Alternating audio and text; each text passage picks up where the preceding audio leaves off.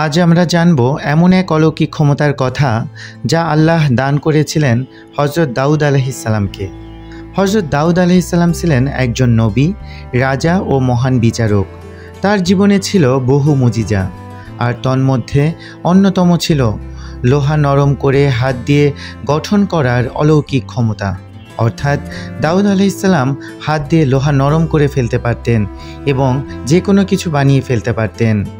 আল্লাহ তাআলা কুরআনে বলেন, আর আমি দাউদের জন্য লোহা নমনীয় করে দিয়েছিলাম। তাকে বললাম, প্রশস্ত বর্ম তৈরি করো এবং গঠনে পরিমিতি বজায় রাখো, আর তোমরা সৎকর্ম করো, নিশ্চয় আমি তোমাদের কর্ম দেখতে থাকি। সূরা সাবার 10-11 নং আয়াতে বলা হয়েছে।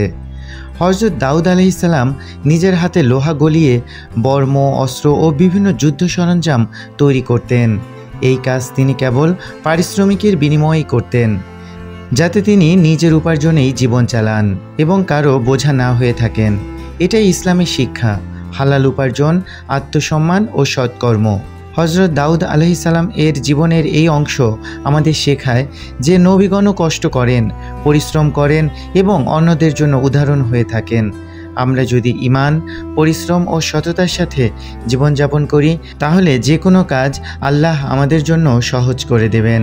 আল্লাহ যেন আমাদের সত্যিকারের ঈমান ও পরিশ্রমের তৌফিক দেন। আমরা সবাই বলি আমিন।